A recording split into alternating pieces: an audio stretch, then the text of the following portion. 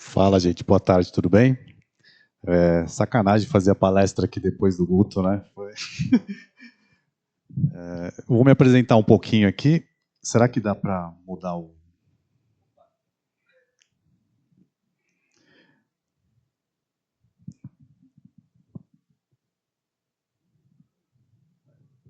Boa, boa. Bom, vou fazer uma demonstração prática sobre escalabilidade. É muito difícil montar uma solução que seja realista, porque é muito caro, né? Eu teria que contratar alguma coisa em nuvem, distribuir a carga, então simular uma coisa realista é muito caro, então vou fazer uma demonstração prática. Vamos imaginar como se fosse uma maquete, tá bom? Uma coisa diminuída assim, e a gente vai conseguir ver algumas coisas realistas ali, tá? Primeiro, falar um pouco sobre mim, né? Eu tenho mais ou menos 20 anos de experiência, um pouco menos.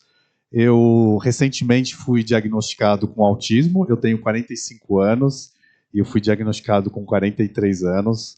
É uma coisa que demorou um pouco para cair minha ficha. E eu acho importante falar porque talvez ajude alguém a não se sentir muito envergonhado ou não sei, diferente, inferior. Então acho que ser vocal sobre isso talvez possa ajudar alguém, tá? Então faço questão de falar sempre. Eu adoro CrossFit, apesar de viver me estrupiando. Eu vivo com a lombar arregaçada, inclusive está doendo hoje aqui. E essa foto aí é porque eu estava com a lombar tão arregaçada que era o único jeito de não sentir dor, então eu tive que ficar muito tempo de cócoras assim. Que bom que eu consigo ficar assim, né? Como eu fui apresentado ali, eu sou especialista de engenharia do Nubank e também sou criador da Rinha de Backend, que eu não sei se vocês conhecem. É um campeonato que teve lá no Twitter e tal. Um campeonatinho que não foi muito competitivo, mas foi, não sei. Bom, vamos lá. Então, se eu vou falar de escalabilidade, eu vou fazer uma definição aqui, tá? Eu não vou supor que todo mundo conheça, sim, perfeitamente o que é escalabilidade, tá? A gente tem duas principais vertentes de escalabilidade, que é a escalabilidade vertical. Se a gente for fazer uma analogia com uma pessoa, pega uma pessoa pequenininha e dá anabolizante para ela, ela fica grandona, tá? Então ou um computador, você enfia ali recursos, mais memória, mais disco, mais CPU. Então a gente pode pensar em uma unidade computacional, aumentar ou diminuir, tá? Escalar também é diminuir, tá bom?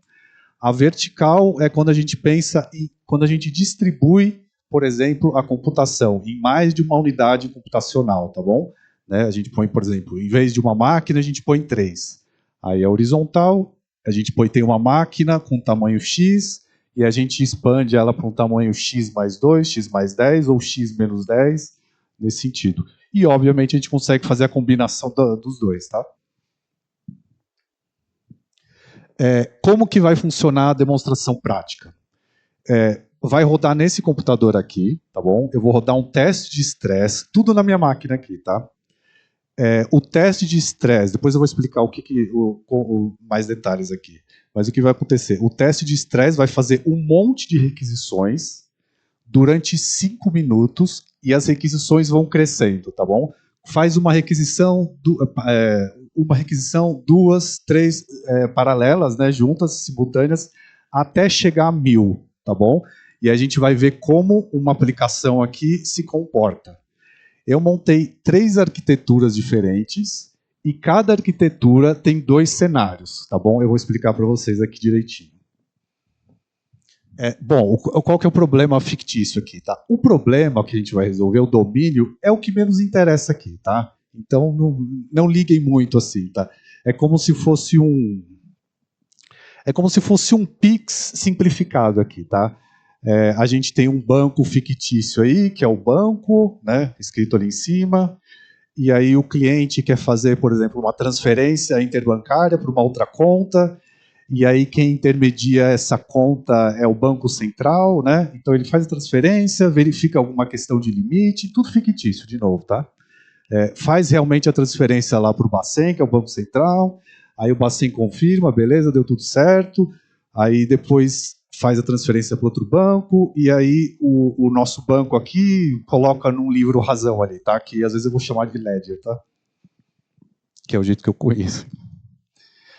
Vamos lá, vamos primeiro então começar com uma demonstração de escalonamento vertical, tá bom? Que é aquele negócio de pôr mais recurso e tirar recurso de uma mesma unidade computacional. E a arquitetura é isso, é ultra simples, tá bom? A gente tem um teste de estresse. Quem conhece a birrinha de back-end vai ver que é muito parecida a ideia, tá bom? A gente tem um negócio de teste de estresse que vai chamar um back-end, uma API, é um monolitão, e essa API vai comunicar com o banco de dados e o Bacen. Essa é a visão estrutural. E a visão de fluxo, que acho que é mais interessante, funciona desse jeito. Faz-se um post para essa API, aí essa API, que é o banco, internamente vai verificar os limites, vai fazer um post ali para o Bacen, recebe a resposta, adiciona um registro no livro razão e responde com HTTP, tá? E é uma arquitetura monolítica e síncrona, tá? Faz a requisição, bloqueia. Faz a outra requisição, bloqueia. Vai ficando tudo bloqueado. Vai respondendo, vai desbloqueando, tá bom? Então vamos lá, vamos começar o negócio aqui. Ah, tá. Antes de mais nada aqui. Para eu conseguir mostrar alguma coisa de tamanho de instâncias, assim, eu estou usando o Docker Compose, tá? E o Docker você consegue limitar os recursos alocados para um container, tá bom? Então, eu inventei aqui uma nomenclatura que é a seguinte. Para instâncias pequenas, quem conhece a Amazon ali, as máquinas da Amazon quando você compra, que tem os tamanhos ali. Nano, micro. Vocês conhecem? Boa. É mais ou menos isso aqui, tá? Só que ultra simplificado, tá bom? Então, um detalhe aqui, tá? Se eu não me engano, esse computador tem 16 núcleos, 16 processadores. Então, o CPU é uma unidade relativa a uma CPU, tá? Então, quando eu falo que eu tenho 0,3 unidades de CPU para instância pequena, eu estou falando que ele tem 30% de um CPU, tá? E já a memória é absoluta, tá bom? 50 megabytes são 50 megabytes. Tá, e a gente vai começar com o seguinte. Vocês lembram dessa arquitetura aqui, ó? Aqui, ó. Então tem o banco de dados e o Bacen. Vai ficar o seguinte: o nosso primeiro cenário é uma instância pequena para o banco, uma instância pequena para o banco de dados e duas médias para o Bacen. Beleza? Vamos ver quanto é que aguenta o negócio aqui. Agora a gente vai ver um pouco de sangue.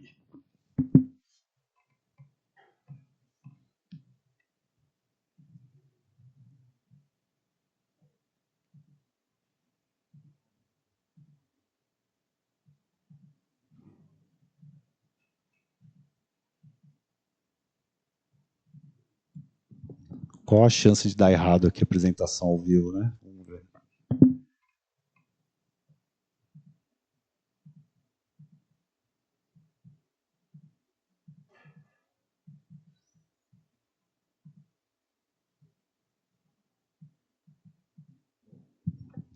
Bom, para o teste de estresse, desculpa eu ficar de costas aqui, gente, aqui eu estou meio desengonçado aqui. Eu vou usar uma ferramenta que chama K6, tá? Ou K6 aqui, não sei como o pessoal fala. Vai rodar aqui.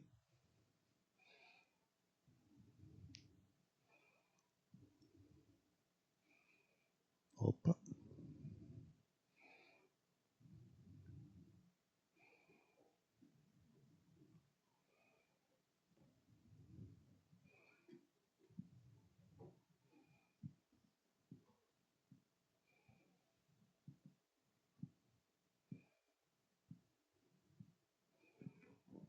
Começou o teste. Vamos ver aqui.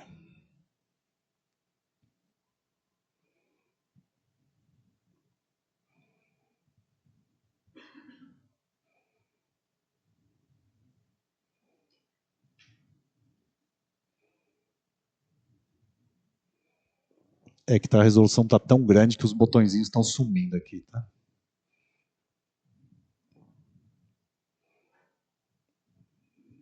Boa.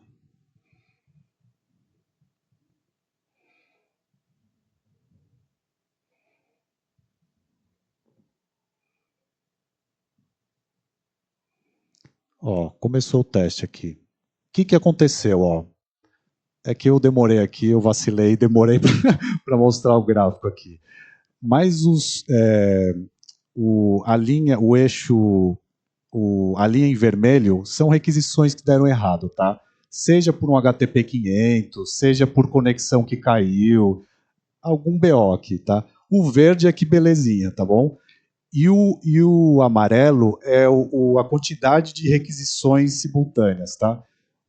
Para falar a verdade, para falar no vocabulário da ferramenta, é chamado de VU, né? Virtual User aqui, tá? Então, a gente pode mapear como se fossem as requisições simultâneas, né? Por exemplo, agora já caiu, a API já está morta ali, a gente continua batendo nela, tá? A gente está mais ou menos 300 requisições por segundo ali. Então, essa primeira versão aqui, ela aguentou até mais ou menos aqui, ó, até umas 83 requisições por segundo, ela aguentou, beleza? O que a gente vai fazer agora? Agora a gente vai escalar ela verticalmente. Vamos colocar mais memória, mais CPU para ver o que acontece aqui, tá? E eu vou parar o teste porque a gente já matou aqui a API. Não tem sentido de ficar batendo em gato morto aqui, né?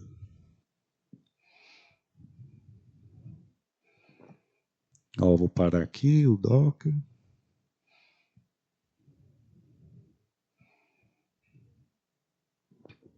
Vou subir o cenário 2 da arquitetura 1.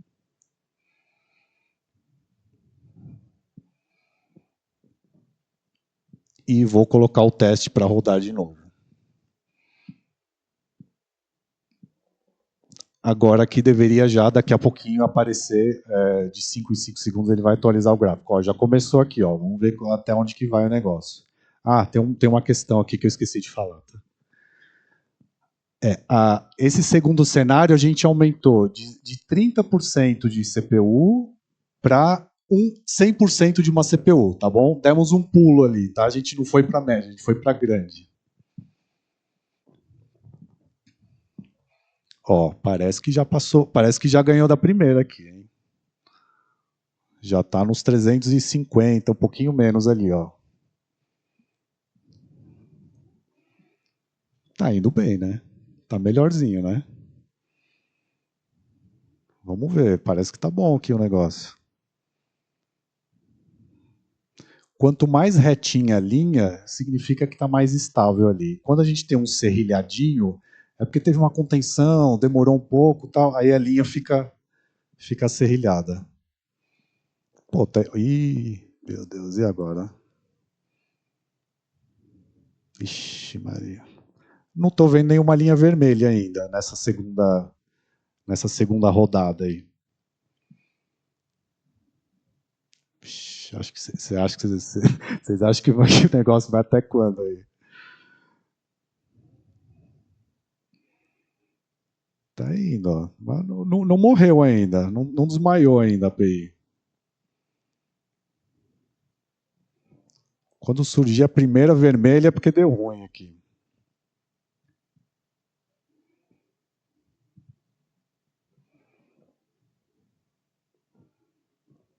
Ixi, Maria, já tá instável, tá instável.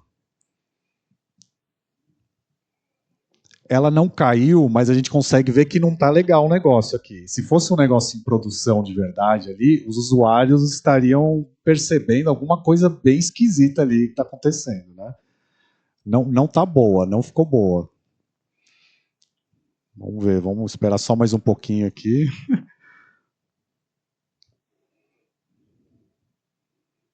Tá horroroso, né? Tá horroroso aqui, né? Na verdade, aqui, ó, o eixo da linha amarela é o do lado direito ali, tá? Os 500, né? 550, 500. O, o label aqui do lado esquerdo são as operações aqui, né? Então a gente está no mais ou menos, ó, a gente está com mais de 500 usuários simultâneos, só que a API só está respondendo uns 200 e pouco. Então tá acontecendo uma contenção muito grande. A chance de. Ih, ó, começou a dar um erro ali, ó. Já deu tem um calombinho aqui, ó. Deu um calombinho aqui, ó. Hã? É, já. Ih, ó, desmaiou. Tomou tanta porrada que agora caiu. Morreu. Ó, mas, pô, foi mais resiliente. Essa API aqui respondeu bem até 180 190, vai, vamos arredondar aqui. 190. Depois desandou. Não morreu, mas desandou, né? Vou parar o teste aqui.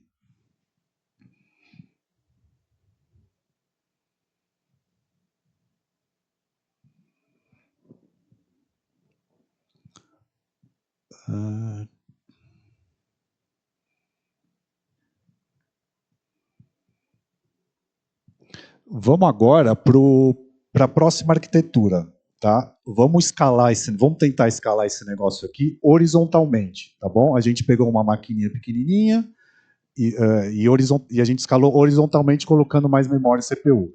Agora vamos tentar colocar mais instâncias da API ali, tá bom? Como que é a arquitetura? É praticamente igual, é muito simples, só tem um load balancer na frente. Quem aqui sabe o que é um load balancer? Muita gente não. Ou vocês estão com muito sono, ou vocês não sabem realmente o que é um load balancer. Vamos pensar aqui, ó. A gente tem duas. Vamos pensar nesse cenário aqui que a gente tem, por exemplo, aí que tem duas instâncias do banco, né, da API ali. Então vamos pensar que a gente tem duas unidades computacionais, dois servidores, por exemplo, que fazem a mesma coisa, que tem a mesma coisa rodando ali. E a gente tem um load balancer na frente. O que ele vai fazer? Ele vai distribuir a carga. Tá?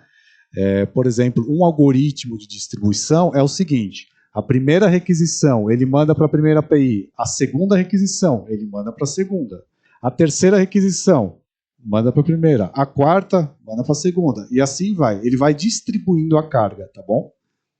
O banco não tem isso aqui, tá? Esse banco aqui nessa arquitetura não tem. É um banco relacional. Banco relacional é muito mais difícil de você escalar horizontalmente para escrita, tá bom? Para leitura você consegue, mas para escrita é mais difícil. Bancos NoSQL, eles têm algumas coisas nativas que deixam que são que é possível fazer com que a gente distribua a escrita horizontalmente, tá bom? Então vamos ver. Esse diagrama aqui é só para mostrar o que o load balancer faz. Ele só fica no meio do caminho ali distribuindo a carga, tá bom? É idêntico à primeira arquitetura. E aí vamos ver o tamanho das instâncias. Agora a gente introduziu um load balancer, tá? É um load balancer pequeno, uma instância pequena. Deixamos tamanho grande ali para a API. Eu acho que tem alguma coisa que eu menti ali. O banco de dados. O banco de dados não mudou, não. Eu pus a setinha para mudar, mas na verdade ele não mudou. Então a diferença do primeiro e do segundo cenário da segunda arquitetura é: no primeiro a gente tem só duas instâncias e no terceiro a gente escalou horizontalmente e colocamos uma terceira, tá bom? Vamos ver o circo pegar fogo aqui agora.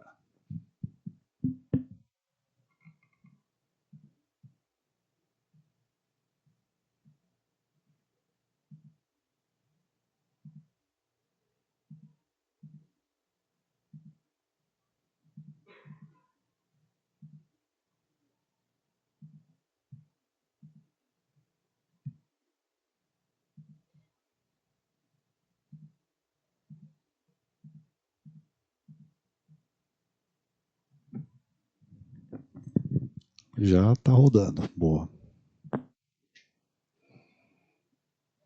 Olha que horroroso aqui o gráfico anterior, né? Só sangue ali, né? No finalzinho.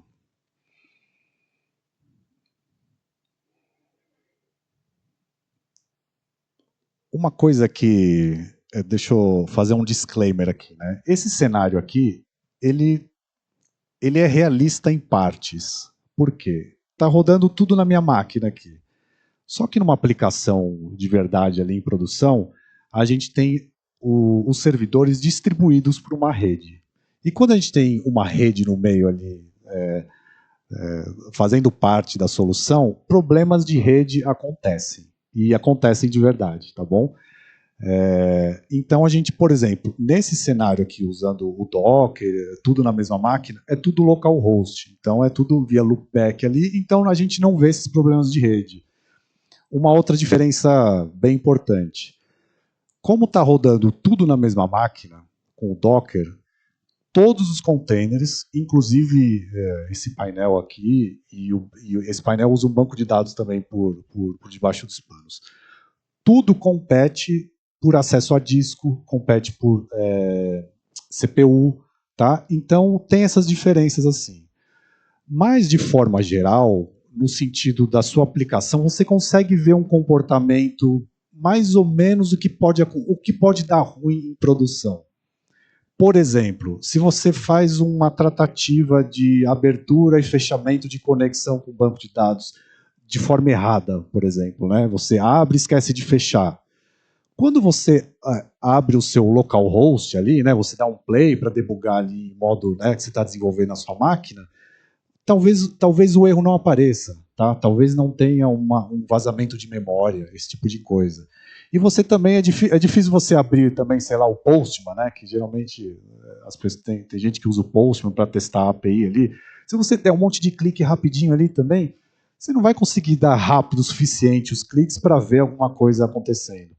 Quando a gente usa uma ferramenta dessa aqui, que ela consegue chegar a milhares de requisições simultâneas na mesma máquina, esse tipo de problema começa a aparecer, entendeu?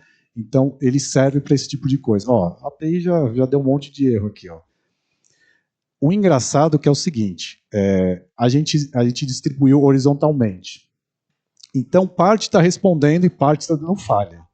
Tá? Mas a gente pode ver claramente aqui, ó, que ela não ficou muito diferente da segunda.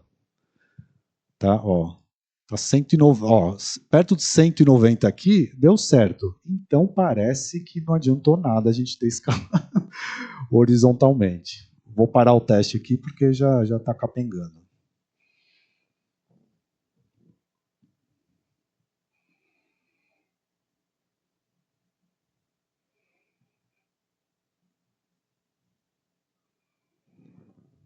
Está até demorando para parar aqui.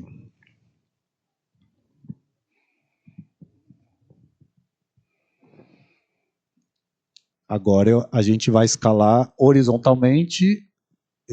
O primeiro cenário da segunda arquitetura tinham duas instâncias. Vamos colocar mais uma, vamos ver o que acontece aqui.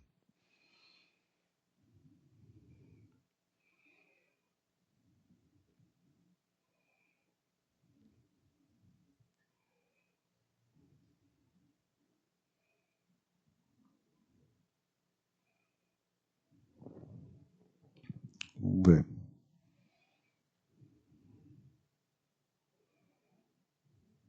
Bom, começou, vamos lá.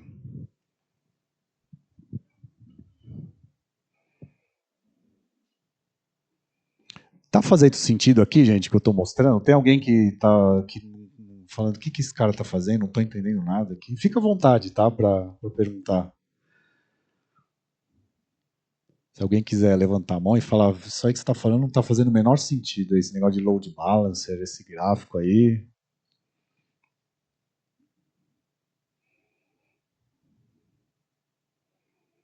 Ó, deu uma serrilhadinha ali, ó, na linha de ok ali.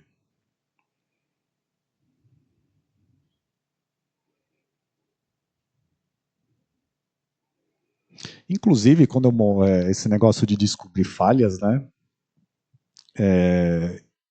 em grandes volumes, né, em escala, aconteceu quando eu estava montando isso aí.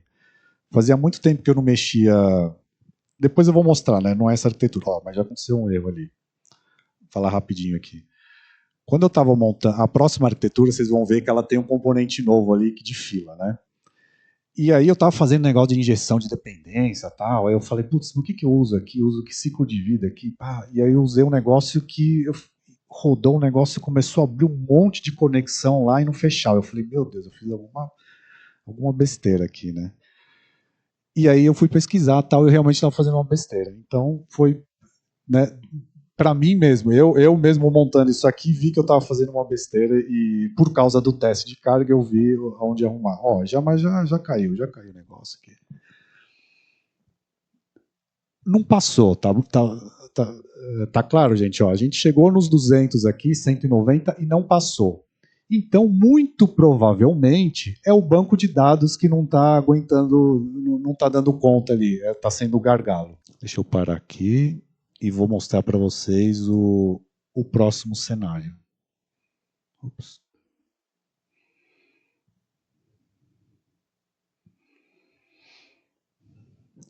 O próximo cenário, vamos lá, a gente começou com um monolito, né? Uma arquitetura com um monolito ali super simples. Uma API que vai num banco de dados e faz uma requisição. Eu queria deixar claro aqui que o monolito não é uma decisão errada, tá bom? Não existe, monolito é errado, microserviços é certo, tudo tem o seu lugar ao sol aqui, tá? Eu vou mostrar aqui, eu estou falando isso porque eu acho que o pessoal fala demais que microserviço é uma coisa de um pouco de moda, só que às vezes funciona também, tá bom? Só que não funciona para todos os cenários. E eu vou mostrar aqui o próximo cenário, que é um cenário mais ou menos baseado em microserviços. Tá? Eu queria fazer alguns disclaimers enquanto eu mostro esse desenho aqui. Tem muita coisa aqui, tá bom? Vocês não precisam entender tudo aqui. E todo esse material, toda a apresentação, os testes de estresse, o código-fonte, os diagramas, os slides aqui, tudo eu vou disponibilizar no GitHub, inclusive já está lá. E eu só vou abrir o repositório para quem quiser dar uma fuçada lá, vai estar tudo lá, tá bom? Não se preocupem muito aqui com esse desenho. Eu poderia ter feito uma evolução um pouco mais gradual ali, de monolito, quebra um pedaço, paraná, até chegar numa solução bem quebradinha como essa. Só que eu não tenho tempo, né? Não dá para ficar mostrando toda a evolução aqui. Então eu dei um salto muito grande para mostrar um exemplo de microserviços, tá bom? E aí eu queria fazer um parênteses aqui sobre microserviços. Dá para ver as cores claramente aqui. A gente tem um amarelo, né? Que é tudo relacionado com transferência. A gente tem em vermelho a questão dos limites. E a gente tem em verde a questão de ledger, né? Que é o livro razão ali, tá? Quando a gente trabalha com microserviço, não faz sentido a gente pensar em microserviços sem organização de times, tá bom?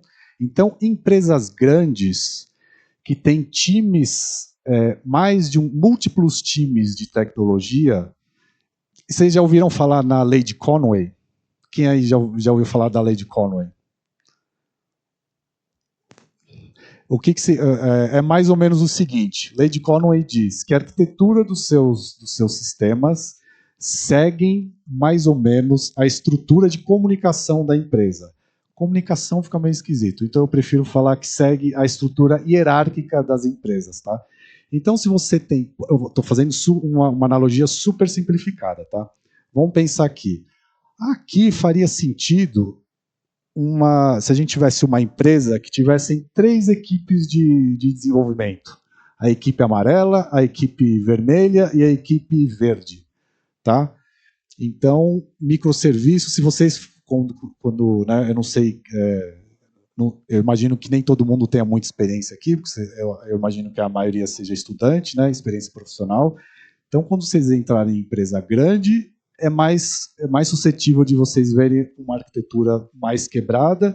Em empresas menores faz mais sentido ter uma coisa talvez um pouco mais monobloco, monolito ali, tá? Mas uma coisa não garante a outra, tá? Então vamos lá.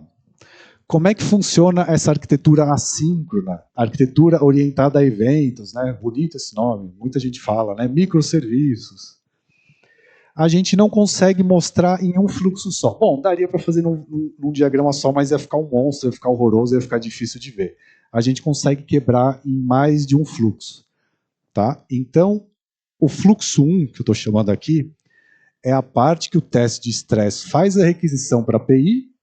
Essa API simplesmente vai colocar numa fila e vai responder. Ela não vai consultar limite, não vai fazer a requisição para o Bacen, não vai ver a questão do livro razão, tá bom? Então esse é o primeiro fluxo. Ela nem sabe essa API aqui, transferências API, ela nem sabe quem que vai e se vai consumir ali a mensagem que ela vai publicar nessa fila aí. É uma fila de comando, vamos dizer assim, transferências realizar, né? Tá falando assim, ó, realiza essa transferência, mas não sabe para quem que ela está pedindo, tá?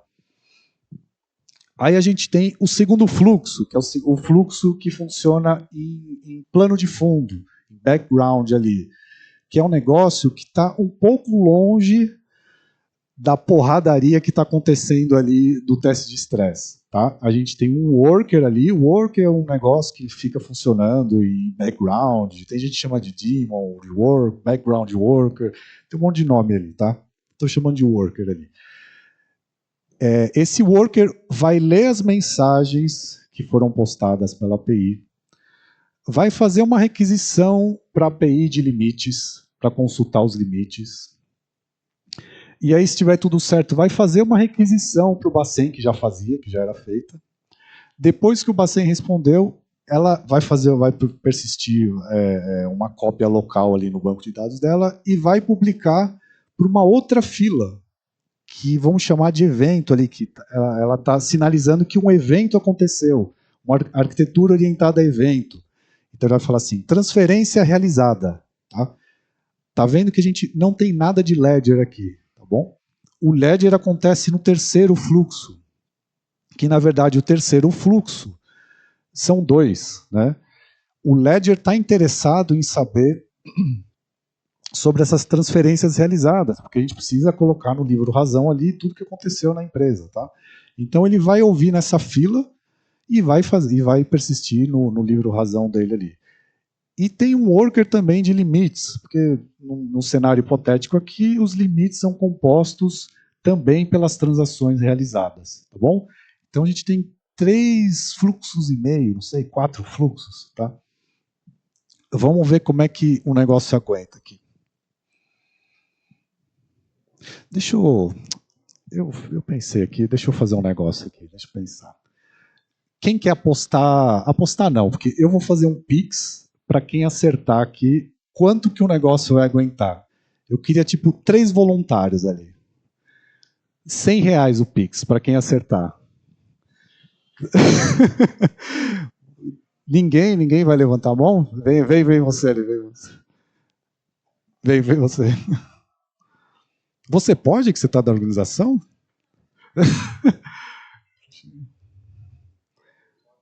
O Cícero não pode, porque o Cícero já sabe mais ou menos o negócio. Vem. Quem mais? Quem mais aí? Vem aí, vem. Você. Ó, o primeiro ganha R$ 100 num Pix, o segundo ganha 20 e o terceiro ganha 10, beleza? Só que você fala aqui em off para não contaminar os negócios aqui. A pergunta a aposta é o seguinte: quem chegar mais próximo do que vai ganhar, de quanto que vai aguentar a API, leva a grana, beleza? Vamos supor aqui que ela caia com 100. Aí a pessoa fala, 90, eu acho que chega nos 90. E aí o outro amiguinho fala, com 500. O de 90 vai levar, beleza? Os recursos.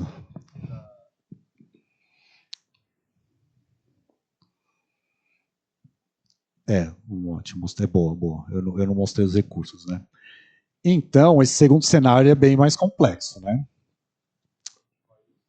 Olha só. A gente tem uns componentes compartilhados ali, que é uma fila, o Bacen, a fila e o Bacen, tá? Grande. Né? A fila é grande, é uma CPU inteira com 200 MB, e o Bacen é igual para todo, tá? O que eu posso falar? O Bacen e o Message Broker, eles aguentam, tá bom? Eles são componentes compartilhados ou de terceiros, eles aguentam. Aí a gente tem ali o load balance, deixa eu mostrar aqui. Ó. 3 pequenas. O primeiro cenário, 3 médias. O load balancer é um pequeno, 3 médias para a API. Tava, deixa eu ver aqui. Tava grande, Tava grande, das grandes.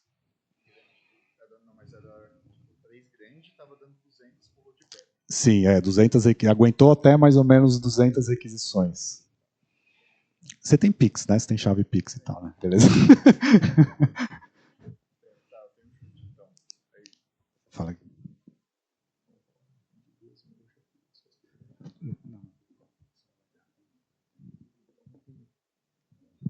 Bom, eu não vou falar, porque aí, se vocês escolherem um número igual, aí vocês vão ter que compartilhar o prêmio ali, tá? Deixa eu anotar aqui. Como é que eu vou anotar esse negócio aqui? Qual que é o seu nome? Daniel, beleza.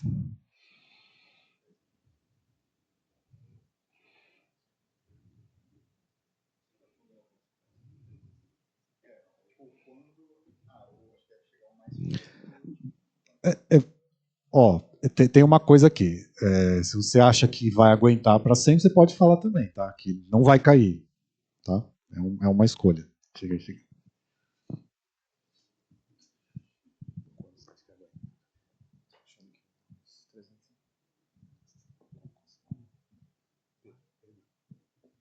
Beleza.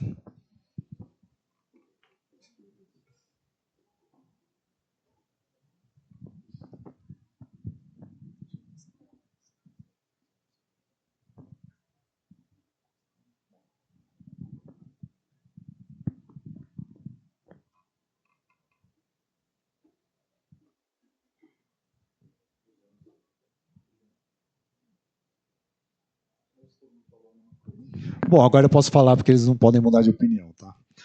O Daniel falou que vai chegar a 1.000. Então você está falando que não vai cair, basicamente. Tá bom, que não vai cair. Pedro, 350. E você, 300. Beleza. Se der 325, eu não sei o que eu faço aqui. Tá?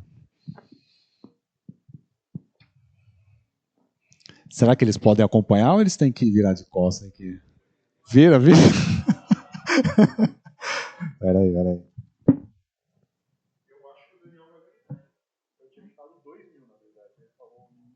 É porque vai até 1.000, né? Vai até 1.000 a vez.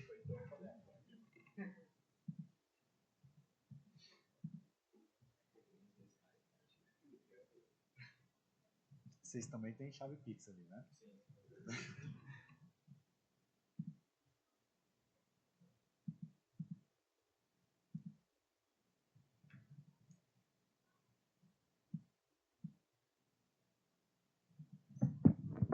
Ó, isso aqui tem um monte de coisa para subir. Subiu ali. O RaptMQ. Começou, tá valendo dinheiro, agora é sujeira, Secomp metida em coisa legal aqui. Vamos ver como é que vai ficar o negócio. Chegou, ó. No 20 chegou. 35, 37 chegou.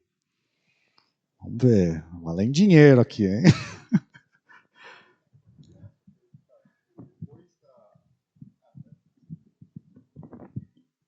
Tipo, você falou disso, está usando o exemplo de fazer um Pix e você trabalha em banco, né? Então, com certeza tem muita gente que tenta dar um golpe de condição de corrida ali, passar 2 Pix enquanto não passa, não coisa do limite.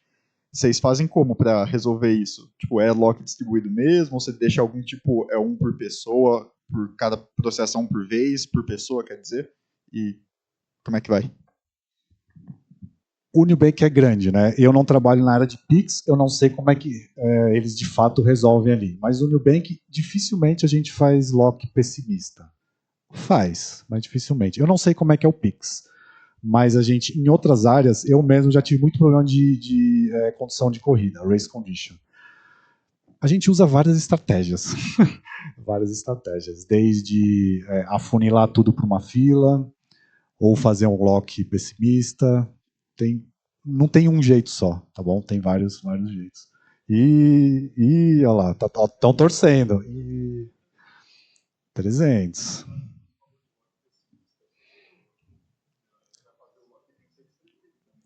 Tem o Redis, por exemplo. Dá para fazer com Redis. Olha lá, chegou. E agora? 350. O P, ó.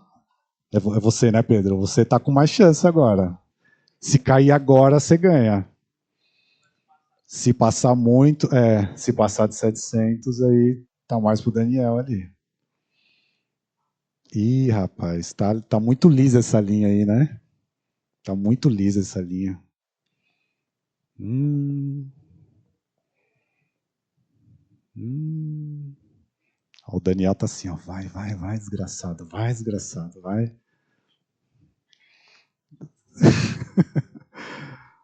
Vai, Pedro, pode xingar, xinga, xinga. Xinga, xinga. Ixi, Maria. Deixa eu ver como é que tá a bateria. Ixi. Agora. Eu devia ter colocado 3 minutos, né? 5 minutos é muita tortura, né? Ixi. Começou a serrilhar, será? Opa. Opa. Hum. Tá. Ih, meu Deus do céu, o que é isso? Ufa. Né, o Mac, ele entrou em modo... Ixi, Maria. É agora, hein? Se cair agora... Ih, meu Deus do céu.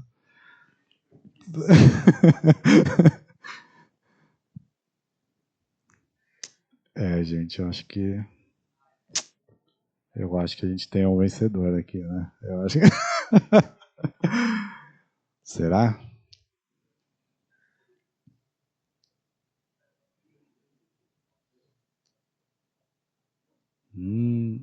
Daniel já levou, Daniel. Aplausos pro Daniel, aplausos pro... Depois eu procuro vocês e vocês passam a chave Pix, beleza? Sem conto. Não, ele ficou em segundo então, né? Ficou em segundo, 20 e 10 conto. Beleza, beleza. Boa. O que eu quero mostrar aqui, gente? Que sistemas assíncronos, eles escalam melhor, entendeu?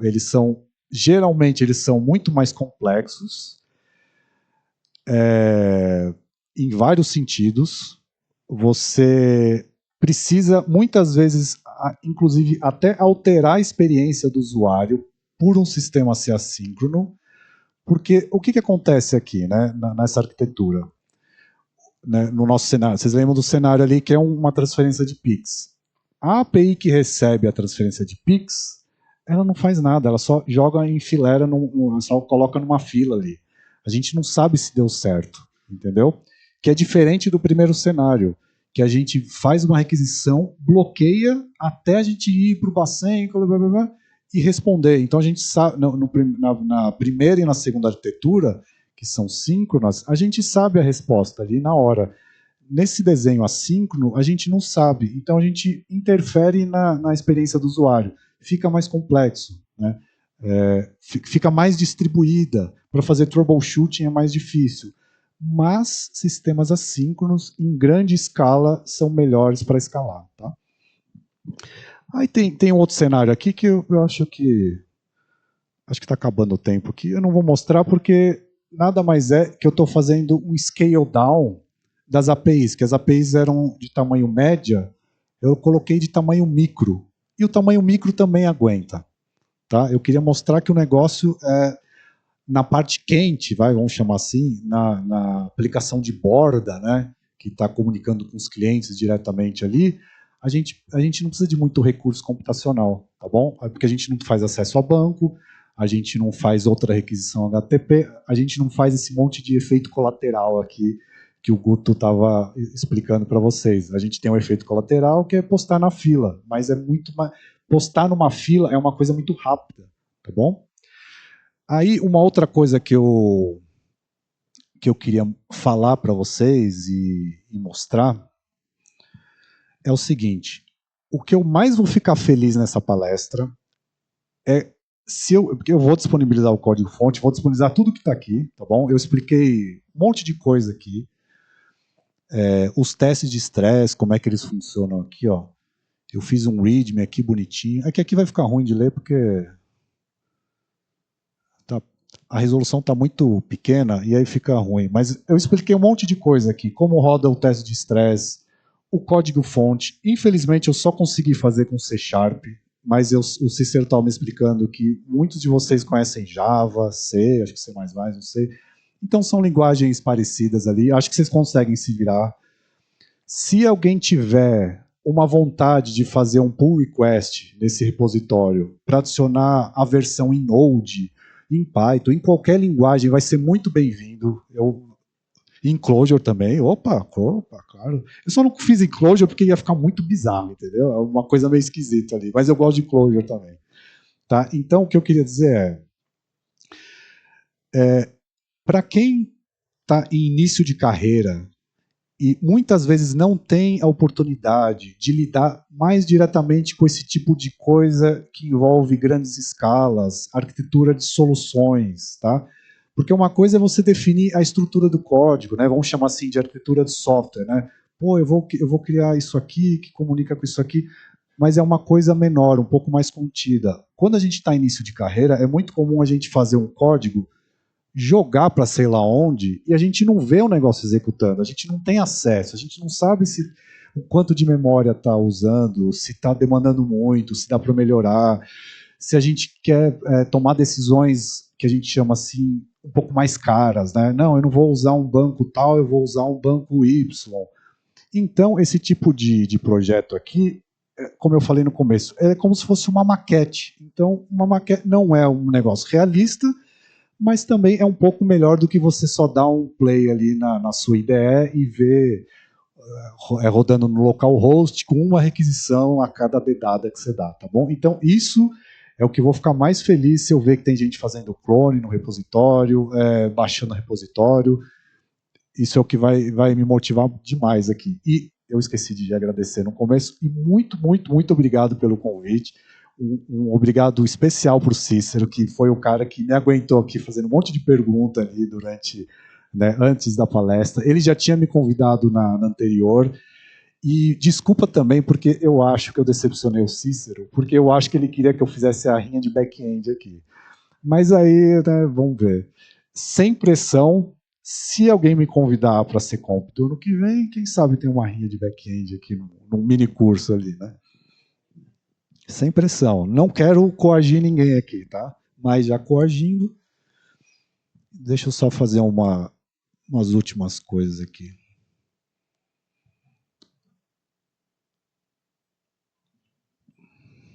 Bom, o repositório ele está privado, mas imediatamente saindo daqui eu vou para São Paulo. Antes de ir para São Paulo eu vou liberar.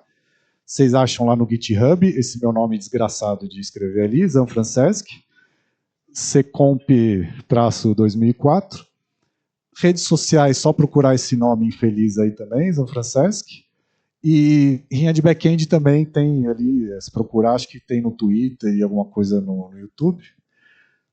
E, vou fazer um jabazinho aqui. Se vocês forem ali no dev.to / esse nome desgraçado aí, vocês vão ver que eu tenho mais ou menos 100 posts técnicos, com desafio, com threads de conceitos de arquitetura, de engenharia de software, lá onde está o material que eu mais me orgulho, assim, tá? E muito obrigado, é isso.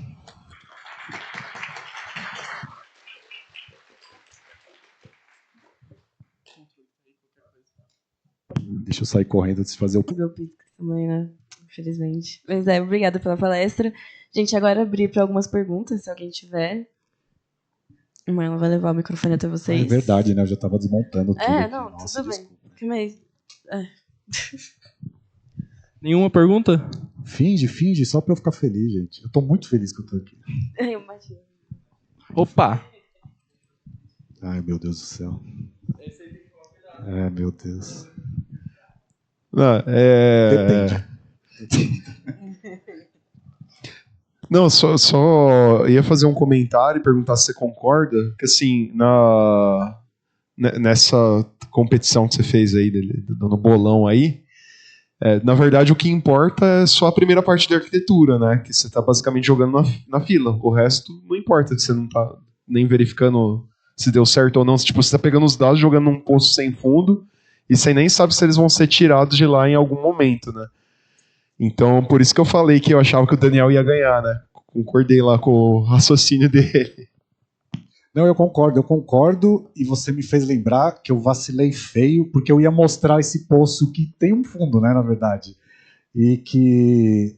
É que eu acabei pulando aqui por causa do tempo, eu fiquei meio receoso por causa do tempo, que é muito legal isso que ele está falando, que o que pode acontecer? Realmente, do jeito que eu mostrei, é um poço sem fundo, ele tem uma hora ele vai ter um limite, né? Sim, que é um limite absurdo com relação ao sim. software que você escreve, que é um software que é feito para isso, altamente otimizado, né? Sim, exatamente. O que pode acontecer, uma coisa legal, é o seguinte, esse poço sem fundo, o que ele quer dizer é da fila para frente. É depois que colocou na fila, é do consumo da fila para frente. Pode estar caindo tudo, que a API vai estar lá recebendo. Não cai, tá? Se vocês subirem na máquina de vocês ali depois, vocês vão ver que nesse Mac aqui não caiu, tá bom? Mas se cair, a API continua funcional, tá bom? Então, essa questão de arquiteturas assíncronas, elas são também, de certa forma, mais resilientes, tá bom? Valeu pela pergunta aí. Opa!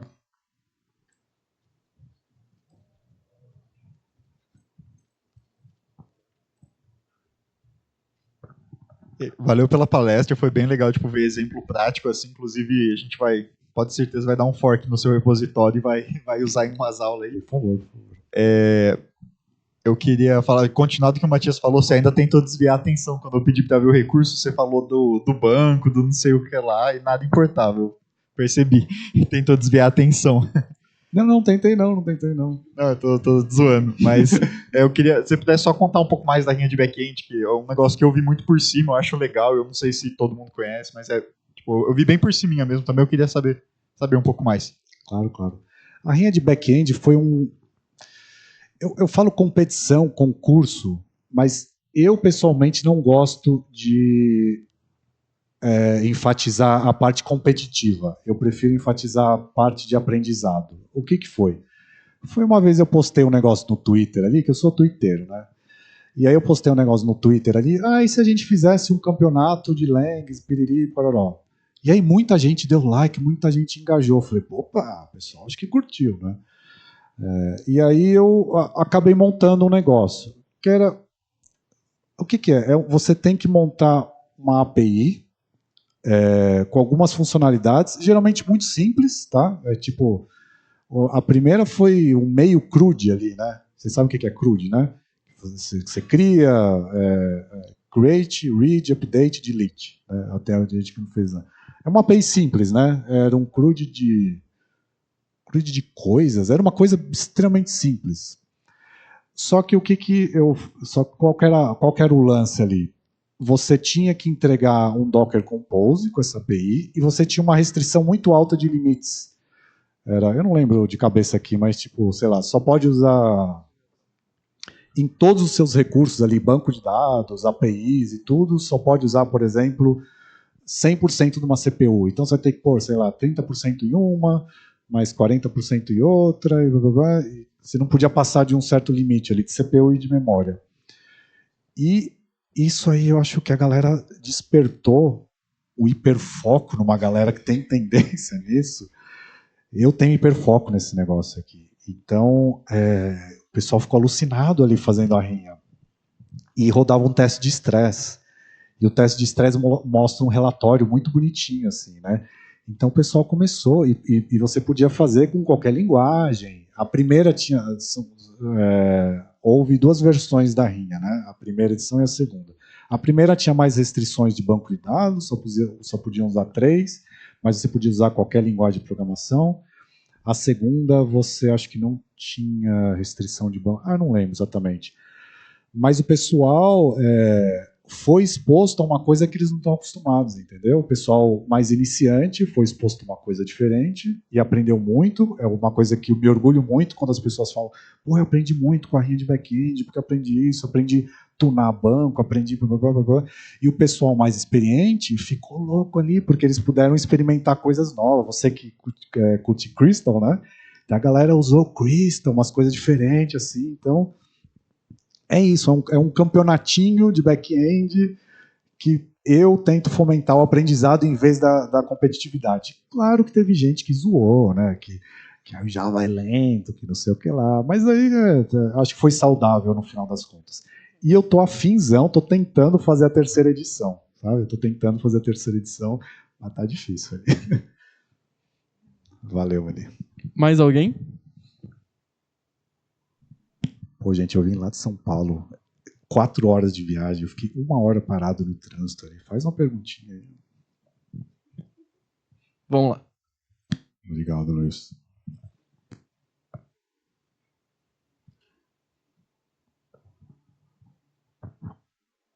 Boa tarde. Obrigado pela palestra.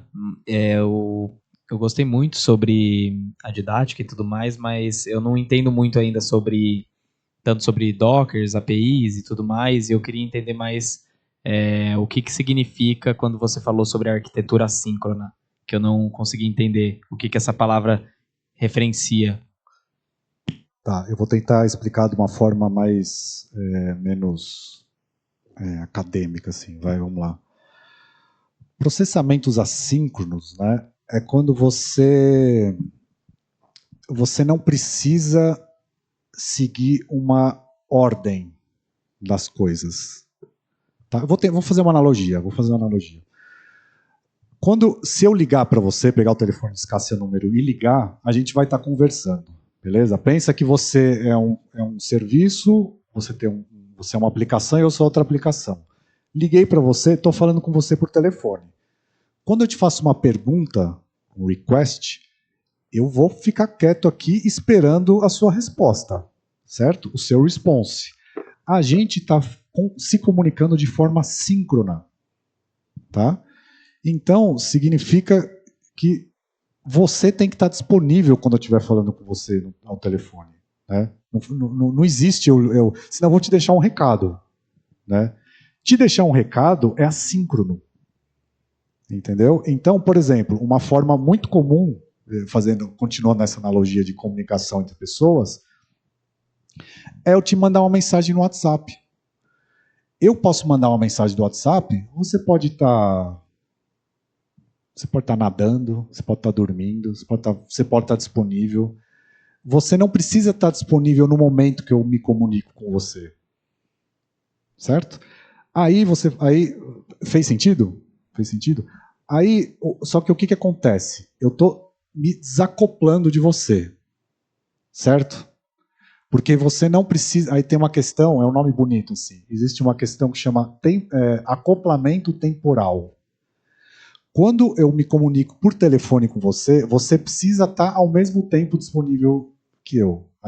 Os dois precisam estar running, né, executando ali.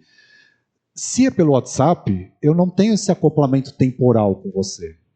Você pode, seu telefone pode estar sem celular, pode estar sem sinal, pode estar sem bateria, né? E aí você fala, pô, mas tá. O que acontece? Eu criei uma camada de indireção no meio. Então, quando a gente tem dois componentes acoplados se comunicando de forma síncrona, quando a gente desacopla, a gente necessariamente cria um no meio. A gente cria um componente no meio. E esse componente no meio tem que estar disponível, que é, no caso aqui, o RabbitMQ. Tá? Eu estou extrapolando um pouco a sua pergunta aqui. Aí você fala, pô, mas aí você falou que pode estar tudo caindo do outro lado e continua funcionando tal.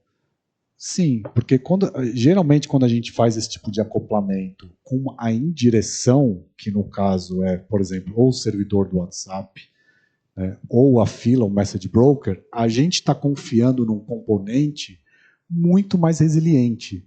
É um componente específico para aquilo, que tem o RabbitMQ, imagina, as pessoas, é a fila que fica no meio ali, né?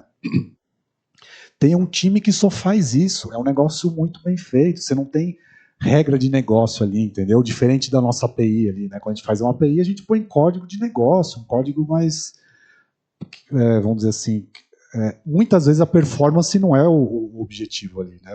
O objetivo é resolver um problema de negócio. Aí as performances às vezes vêm em segundo, terceiro lugar. Fez sentido? Valeu. Beleza, então a gente vai encerrar aqui. Eu só tenho uma pequena dúvida. É que, tipo, o seu problema de negócio, no caso, era o Pix. E aí não era transação. E não tem problema isso ser assíncrono? Ok, desculpa, perdão. O problema de negócio, o seu problema de negócio no exemplo era transação bancária e tal, não tem problema? Sim. Tem, o problema nisso aí é que você adiciona complexidade na experiência do usuário. Na primeira e na segunda arquitetura, você tem a resposta na hora, se deu certo o Pix ou não, beleza? No terceiro cenário, eu não desenho, você só pediu a transferência. Eu não mostrei nada que uma consulta, por exemplo, do tipo, você pode fazer uma consulta que fica perguntando, deu certo. Ou você pode pôr uma fila que ouve, e aí quando deu certo, notifica, entendeu? Arquiteturas assíncronas geralmente são muito mais complexas, muito mais difíceis. Entendi. Obrigada de novo, né, por favor. Eu que agradeço. Vamos ver. Ok. Eu gostaria de lembrar que agora a gente vai ler as presenças na hora da saída. A gente vai ter uma pequena pausa pro coffee.